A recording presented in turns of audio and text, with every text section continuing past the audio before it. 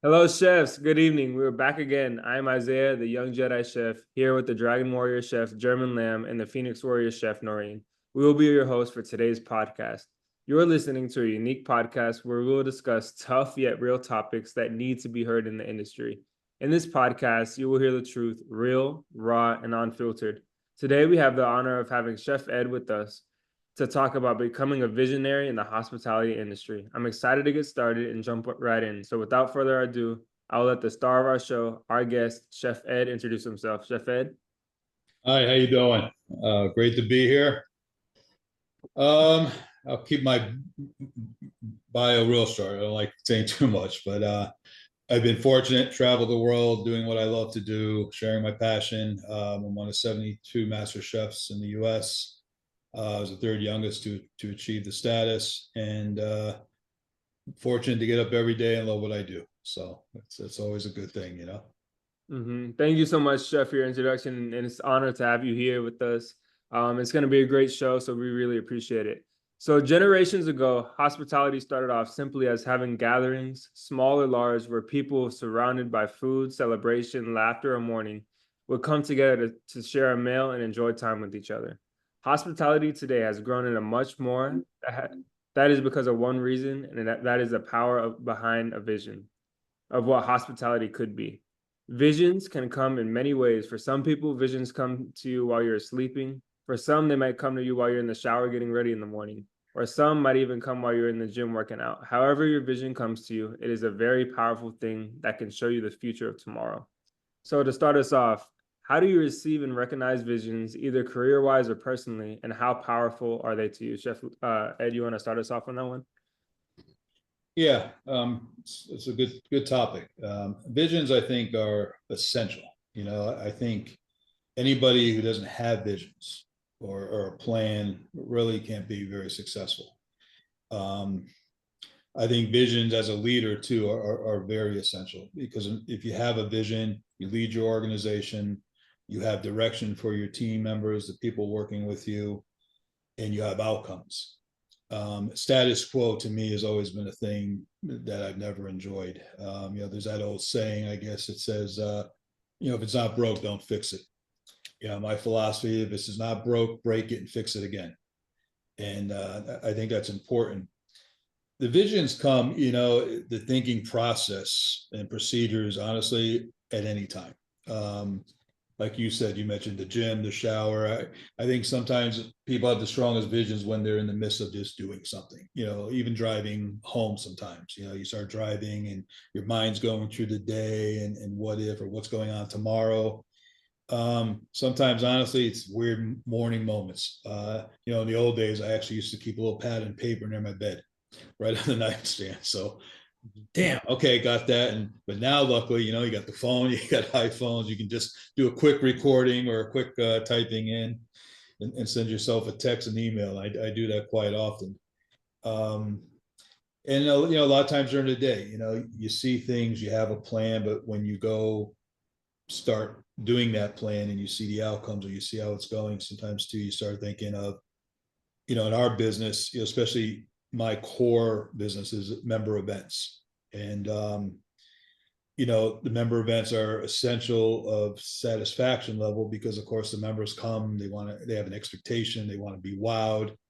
And I've always told my team, I said, any events we have, if everybody leaves that event saying, oh wow, great job, yeah, that was nice, but you get a couple of people saying, yeah, but remember last year what they did, that was really cool, but this year was still good, then we failed. So having visions of how to improve, how to make things better is essential. But I look at visions kind of like dreaming, like kind of having a dream, and that dream has many facets of creation and creativity, sensibility, all those things that come into factor. And at the end of it, I try to summarize it all that we now have a purpose, we have a direction, we have an outcome that we want to happen. And I think that's important. That's how it all works together. Mm-hmm. So, when you're opening a restaurant, whatever you're doing, what is that vision? What's your purpose? What do you want the end result to be? And it's got to be mostly, to me, built on customer or member satisfaction. exceeding your guests' expectations, because that's where your success lies at the end of the day. It's not always about you. And I think sometimes too, the vision has to be separated, that it's about the end result and what the best outcome is going to be, not maybe something you love or something you say, yeah, I always wanted to do this, I'm just going to do it. Because if the other outcomes and the results don't happen, then it's a failed vision. So I think that's important. As I always tell people, separate sometimes your ego versus what really has to happen in direction for your team, for the outcome that you desire. Yeah, yeah. All the points you touched on, Chef, very powerful. And I think one of the points that hit me the most is, like you said, if the guest walks away and says, "Oh, well, this was better the other year," if this wasn't as good, it's like kind of you failed. You should have that vision to want to get better and not be complacent in your ways. Once you hit that goal and once you hit that vision, okay, what's the next goal? What's the next vision?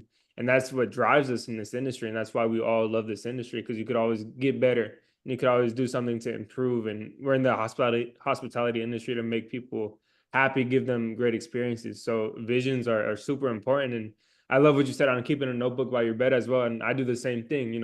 Sometimes I'll wake up in the middle of the night, I have an idea for a dish, and I'll write it down. I'll draw it out. And that's kind of keeps me hungry and keeps me driven in that way. So super, super important. So thank you so much, Chef, for that.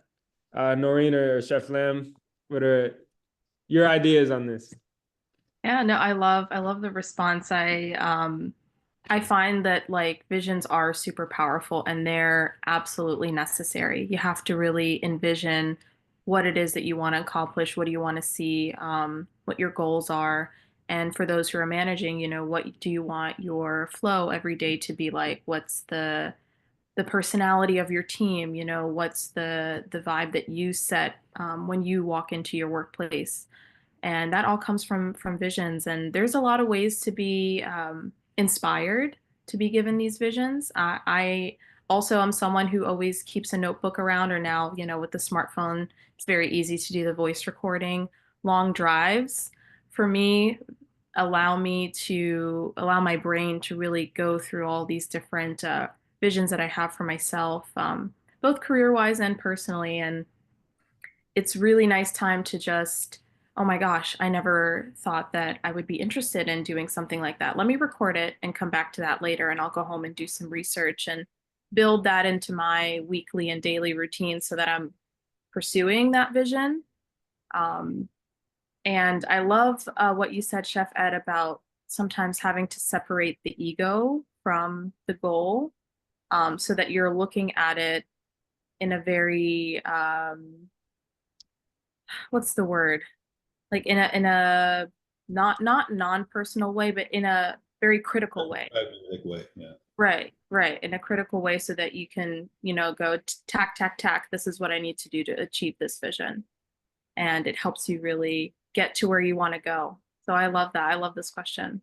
And I love what you said, Noreen, about taking the long drives. And it's important in that way to give yourself time to vision and think about what you could do better. Making time, whether it be in the morning or whenever it is, or like you said, and while you drive to work, even if it's in silence, letting your mind think, and that's super powerful. And that's, I believe, what drives your success. Chef. Yeah. Chef Ed, I love everything you cover from A to Z, and I'm saying, okay, so what am I going to say? Well, my vision started working at the Ritz-Carlton Hotel, and right there, that was my benchmark when I started back then and now currently. So it evolves. And what I mean by that is when the hospitality, we have guests and we have teams. We have two visions. And to me, I would say, for the guests, yes, they want to go, yeah, but yesterday that was amazing. Today it has to be. But in one way I go, how could that be possible? I'm like, you can, because you're dealing with emotions and feelings of people. So in one way, it's like Cirque du Soleil. You bring your team together and they will rise up to the occasion. And the beauty of it is discipline structure has to be in place. Guardrails has to be in place. And when you are a manager, what are you doing? Safety, respect, sanitation, professionalism. And when you have the basic core, now watch your team perform like they never perform because they know, and I love the word freestyle. Mistakes are part of the game. But if you're able to revise when no one's able to notice that, then that is the magic of our industry.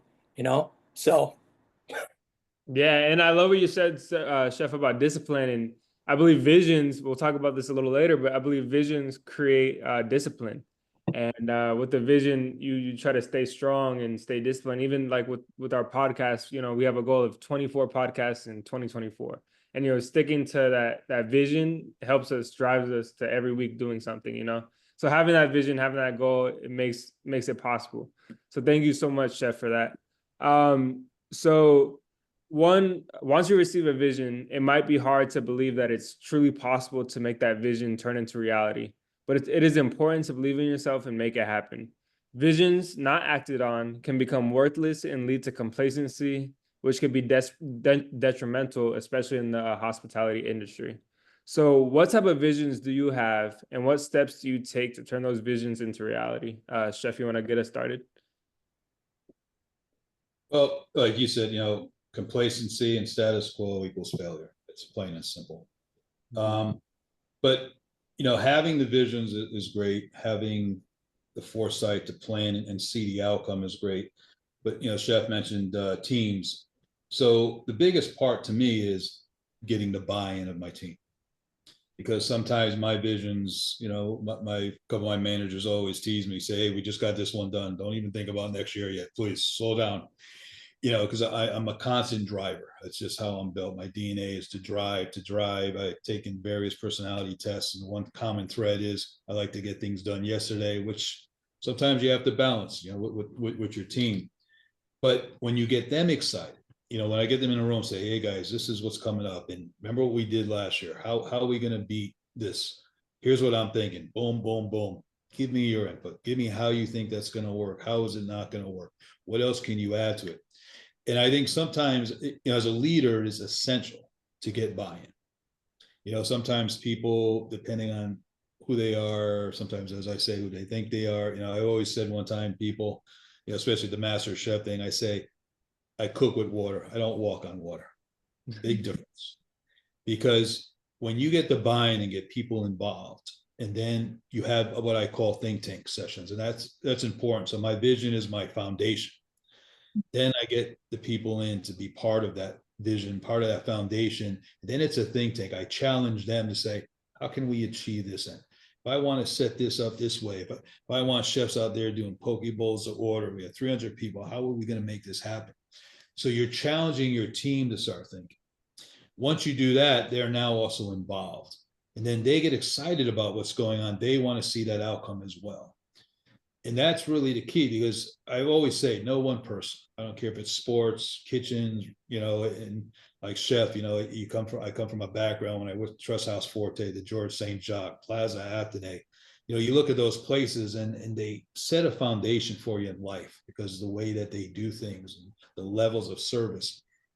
And not everybody is part of that sometimes. Not everybody has that. So mentoring, coaching, as I always call it, I call it consistent coaching. But when you sit there excited about something and you're showing stuff up on a whiteboard or PowerPoint, saying, hey, here's what I'm looking at, here's what I'm thinking. And then you get them challenged, you ask them questions, and they're excited. That's what makes a success at the end of the day. My vision can be flawless, but if I don't have the people to execute my vision to make it happen, and I kind of look at that as coaching, because, coach sits on that sideline, they're not out there playing the game. They're not out there doing that nuts and bolts. But did they coach enough to build that culture of excellence, to have their players, buy in and, man, yeah, we're going to make this happen. We're going to make that play work. And I look at it as the same thing. And that's essential. Buy-in, excitement, let's get going. And you'll find more times than not, you end up very successful.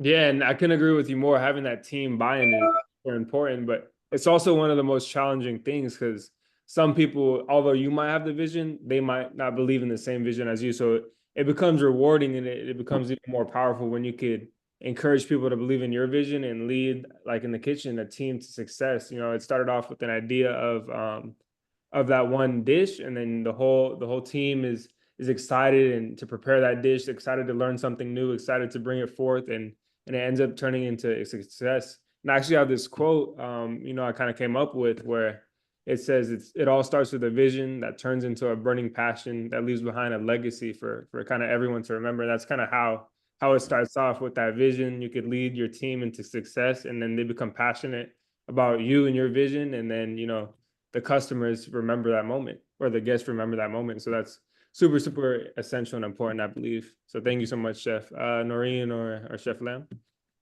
Yeah, I love what you said, Chef, about the vision is the foundation, and you have to build on it and around it. And you can't do that alone.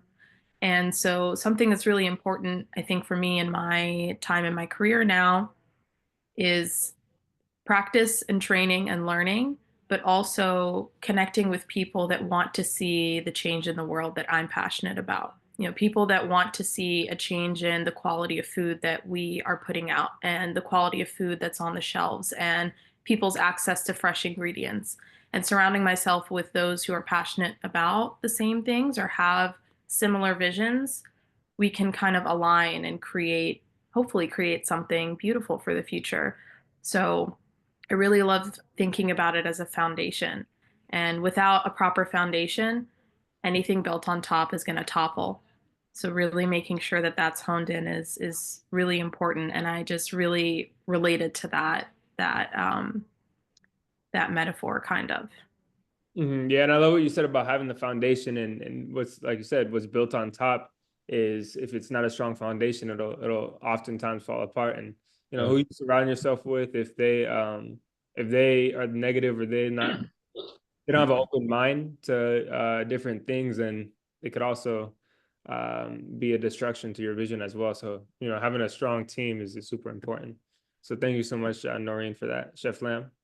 Well, I'm listening to Chef Ed and think about right now, he's a CMC. So to me, I go, he has his own philosophy, his own principle of standing from a group of other CMCs, right?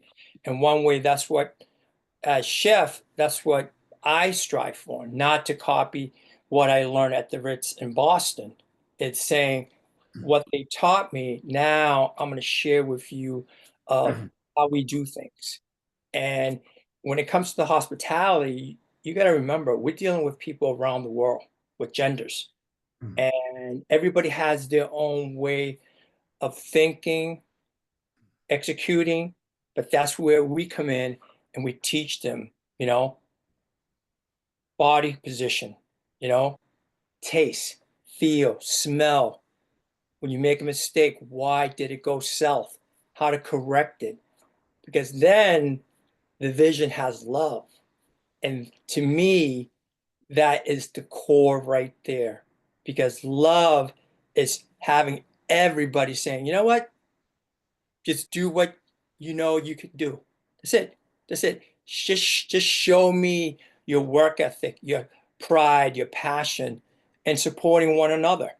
And from there, everyone's going to look at each other and go, and you share. So that's my way of, teaching someone, because it's like, not everyone loves foie gras. Not everyone loves sushi. But then if you could say, just try it. Now, give me your thoughts on it. Because that is the key thing, right? A lot of people, when it comes to eating, cooking, they don't like it. So if they don't like it, there's no feeling, there's no emotion. It's hollow. But if you teach them, hey, this is a part of your position, and it's going to help you develop. When you go home, you're making something for the family. The family's like, oh my God, what did you make? So you're really bringing ideas together as one. Yeah, I love what you said about two things: is emotion and open-mindedness is super important. Having emotion behind your vision, and the love behind it, the passion, that's what drives your vision. And like you said, being open-minded to trying the foie gras, trying different dishes, that you might sneer your face to sometimes. And even young into my career, I even was like, oh, I don't want to try this. But having an open mind to certain things, it helps you, you know, grow stronger in your career. So thank you so much, Chef, for that. So I believe that as hospitality professionals, having a strong vision for the future of our industry is super important and guides us into the next generation of success. What vision do you have for the future of hospitality, and what are some things that you would change, Chef Ed? I think the one thing I would change is, you know, how the managers or leaders and chefs approach sometimes our new culture. You know, we live in a different day and age. We live in a different set of employees, team members that join us for the various reasons that they're working in the industry. And I think sometimes still going back to, oh, I was there, here's what we did. You know, I go back years, as you just said, yes, chef. If you don't adapt to the times, if you don't learn to bring that team in, and, you know, and vision's, you know, the key word that we're talking about, but at the end of the day, culture is really where it all starts. You know, Myra mentioned that, you know, team members, you know, maybe don't get it or don't want to maybe do something. You know, you got to find the ones that want to get excited about it. Chef knows from being in the Ritz, it's culture. So if people create a culture of excellence, a culture of a sense of being, that I don't care who the employee is, could be the breakfast, the dishwasher, they feel there's a sense of purpose to their job, if they feel appreciation, they feel they're an important part of the machine, of the many parts that drive a property. If everybody feels they have that piece of it, if everybody buys into your culture, here's what we're here to achieve, and here's the energy we need, and not everybody can. Some won't, and those people don't last. I make that clear. You know, there's no apologies in my operation. Here's where we're going. Here's the culture. Here's our visions. Here's the end result we want. And we understand it's not for everybody. And if it's not for you, you probably would be a better fit elsewhere. Because then when you have that culture, everything else comes together. The vision happens. You're getting people excited. And when, you know, when they see success, like, you know, the customers mentioned and members, the staff gets that credit. You know, they're out there. You know, my chefs are all out there cooking. You know, my servers are out there doing the special things they're doing. When members are happy, say, "Oh my God, this was incredible! Look what you guys did! What are you giving me here?" They win because now their ego, you know, their confidence, they're feeling good about themselves. And that to me is just an everyday thing. And I think sometimes properties, chefs look at it. You know, they have a great wine dinner. And then 2 days later, the customers are complaining, well, the hamburger wasn't good. My breakfast wasn't great. Culture does excellence at every step of the way, no matter what, you know, from the time you're greeted walking up a driveway, from the time the valet opens your door and says hello, to that last cup of coffee and to your exit. You know, we have our 4 steps of service that we practice, and I drill into everybody. And that's what makes it all come together. So, you know, my hope, I think the industry is alive and well. I think it's strong. But I think people need to adapt to the newer times, to technology, to the new workforce. And if you keep a solid culture of excellence, you keep having those visions and drive everybody and make them part of it, you'll see a lot of success, a lot of people flourishing, and you'll enjoy every moment you have. But that really is the key to me. Yeah, I love what you said on culture. And I think, like you said, the restaurants with culture succeed the most. And I had the opportunity to work for Thomas Keller at Bouchon, and the culture that they had is obviously sense of urgency, and you see that everywhere underneath the clocks. You know, it kind of reminds you, yep, you don't have that vision, and you know, if everybody that works there doesn't believe in a sense of urgency, and you have one that's just there for the paycheck, you know, just doing the basic, then even the dishwasher, you know, the restaurant's not going to succeed. Everybody there needs a sense of urgency. Everybody there, you know, calls everybody chef. Yes, chef. You know, how can I help you, chef? No matter if you're the cook or whatever you are, you know, you're still called chef. You're still held to that standard. And there's always a quote on the pass every day, so you can kind of look at. And I believe a restaurant with that culture, that's the reason why they're so successful today, and they continue to be successful, because they have people with passion that work there, not just people there for a paycheck. So having that culture is, I think, also the workers that you attract to your restaurant as well, you know, is they want to work for you because of that culture. So definitely super important. Thank you so much, Chef. Noreen or Chef Lam? Yeah, I love the discussion of work culture because it's something I talk about a lot and something I always say it's not what you say, but how you say it.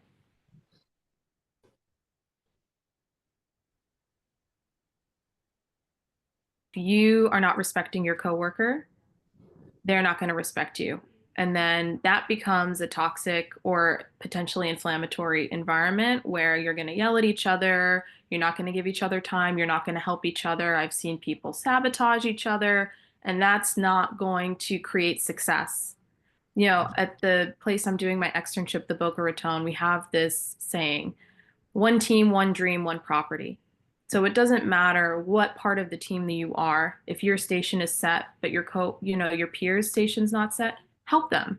It's one team. We're all going to go into service together. And if you see something that needs to be done, just do it or get someone who's capable to fix it or get it done.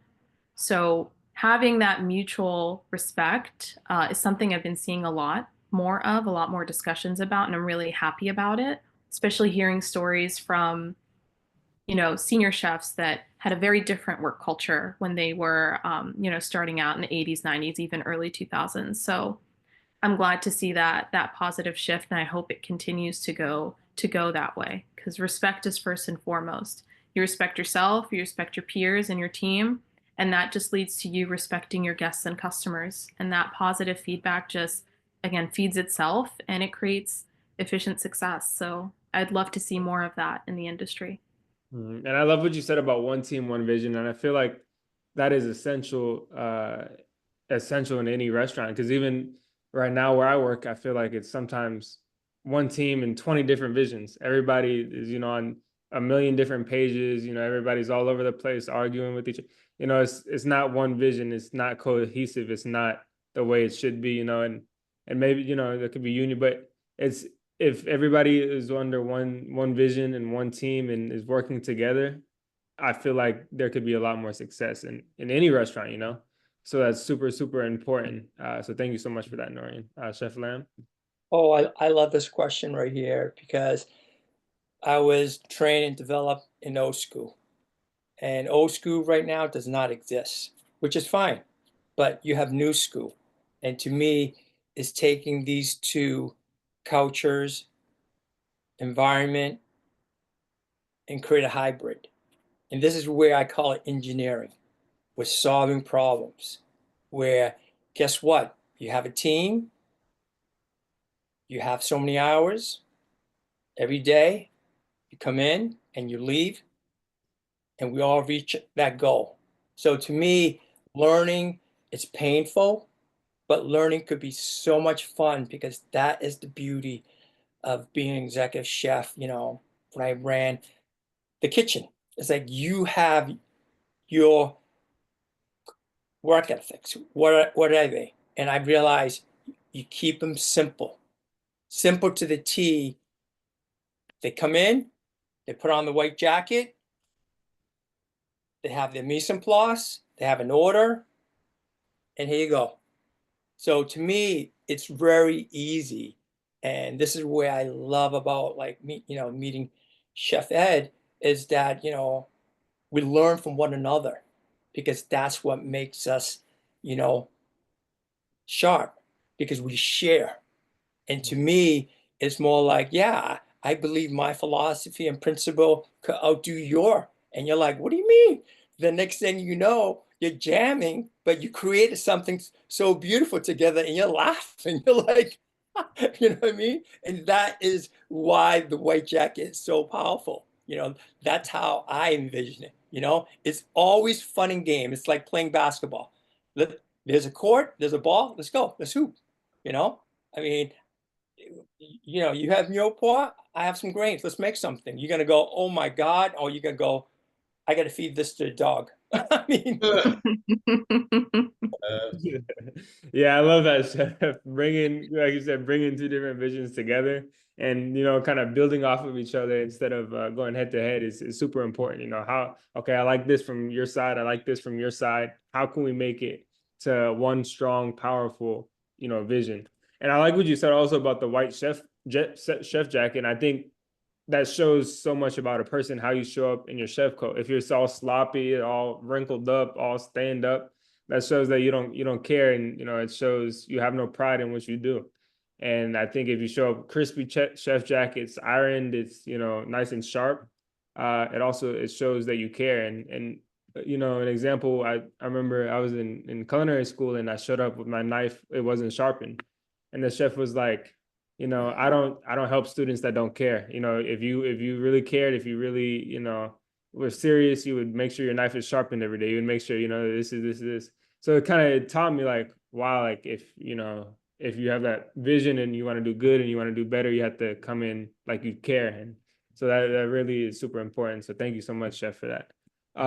So to finish it off, to kind of wrap it up a little bit, what is your drive and motivation to get up and go to work? The next question. So what are some things that you do to stay strong to your vision and hold true even when others don't believe in you? Chef Ed, you want to? That's a good one. I don't worry too much what people think. I think for one, you probably can't see her, but a lion, I have a picture here in my office behind me. It says, a lion doesn't concern himself with the opinion of a sheep. That's a good point. So for me, it really is getting up every day, loving what I do, driving everything home, my team being successful, the outcomes for people I serve is successful. And as Chef Lam mentioned, right, it's all about learning every day. And I think sometimes people forget that people get titles in our business, they get to certain positions. I've always said my philosophy has been, and some people consider me a mentor, a teacher. People that come out of my kitchen, most of them end up very successful because that is my drive and my goal for them. But even though I'm a mentor and a teacher, I always remain a student first and foremost. And I learn from everybody I come in contact with. I learn from my peers. I learn from the people that work with me. And sometimes it's people you don't even expect. I remember when I studied for my master's, I brought in a whole pig to butcher and see what I can do with it in case that's one of the things we got. And my 2 Colombian dishwashers, their eyes lit up like it was Christmas, man. And I talked to them and found out their dad used to harvest pigs and sold, butchery. Those dudes taught me anything I needed to know about that one animal, man, and what to do and stuff, right? From 2 pot washers. And they got excited. I was excited. So, in life, man, you give everybody an opportunity. Everybody's got something to share. You build that. I can't think of, in retrospect, I look at my career, I wouldn't change anything. I'd still do this as a career. I still love the interactions. I love hospitality, and I love where it all goes, man. And I believe in myself. I believe in the people around me, and then that's all I need sometimes. And when people say it can't be done, or are you sure? I don't think that's going to be achievable. I make sure it happens, because that to me is the greatest victory. Yeah, I love that point, and I love your quote that you said, "Lions don't listen to sheep." Kind of, you could do it. Don't listen to the people that are gonna bring you down and don't want you to. Respectful way. Exactly. Yeah, that's a great point. Thank you so much, Chef. Noreen or Chef Lam? Yeah, Chef Ed, I love how you said a lot of love and a lot of believe at the end there. And I think that's really what helps me stay strong. When other people that I'm working with perhaps are like, you're doing too much, you don't need to do that, leave that for someone else to finish, or you don't have to clean that. No, I'm going to do that, because for me, I remember, why am I here? Because I care, because I love what I do, and I have a vision. I have the passion. So I'm going to do everything in hopefully the proper way all the way through, whether it's my job or not. I thank the dishwashers every day when I leave the kitchen, every day. I don't care that other people like, you really, it's their job. I said, well, it's a thankless job and we wouldn't be able to do anything without them. So I'm going to do that. That's okay. It makes me happy. It makes them happy. It builds rapport. So I love that quote. I'm going to have to write that on my wall and keep that up because, I'm here to do what I love, and I'm here to be the best. And to be the best, you have to go that extra mile, and not everyone else around you is going to do that. And that's okay. that's their journey and this is mine. So remembering that helps me keep pushing towards my vision. Mhm. Yeah, I love that point. Chef, were you gonna say something? I'm sorry. That's great. Good Yeah. stuff. Yeah, and I love that point, Noreen, on like you said, going the extra mile because of your vision. And even at work today, I see that a lot where people they say, "Oh, I'm just doing my 8 hours and I'm cutting out." You know, they'll leave their station a disaster. They just said, "I did my 8 hours, I'm out of here." You know, but then I end up having to clean up behind them, do their job, and do. You know, I've been at work till 5 o'clock, 5:30 in the morning, most weekends, and that's because in the back of my head, I think, okay, eventually I want to own my own restaurant. Eventually I want to do this, and this is what it's going to take. And, I want my employees to work hard for me. So I'm going to work hard for them. And I just know in the back of my head, okay, this is what I'm doing for my future. So, that's what drives me. And even though it might be hard work, it might be tough, that's what drives me to keep on going. Because that vision of this is what I want to do in the future. I'm doing this for my future self. And that just drives me and keeps me going. That's super important. Thank you so much, Noreen. Chef Lam. Oh, I love this question because going back, I started as a dishwasher. Then I started as a employee cafeteria cook at the Lions Den at the Ritz. And I look at myself, look at me now. And I go, wow, when you start from the bottom, you are going to write your recipe of how to get to the top.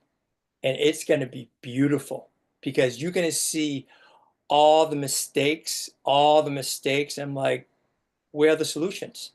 And they forgot because everything was already set, So it's like, you're making that chocolate chip cookie. That's a standard. Doesn't mean you can't revise it. So to me, it's saying, learn, that's the beauty of our industry because we love to mentor and teach. That is hospitality right there. And Chef Lam, I gotta say, definitely, I love your point on that, and that's kind of how our relationship developed as well. You reaching out and mentoring and teaching, and that's how this podcast, started from a vision of, okay, what can we do more? How can we impact the industry and and continue to impact the world in a positive way, and that's how this all started. So to kind of wrap it up, we have about less than a minute left. Chef, what's your drive and motivation every day for what you do? Less than a minute, man. Everything we talked about, dude. Everything. Every day, I live it, breathe it, everything. And always looking forward for more. Well said, Chef. Well said. So again, thank you so much for being a part of this. It really means a lot. And this call not only impacted those listening, but impacted those that are connected to those that are listening as well. So thank you so much for this. See you guys on the next call. It's great being with everybody. I'm glad the lion got to meet the dragon. Definitely.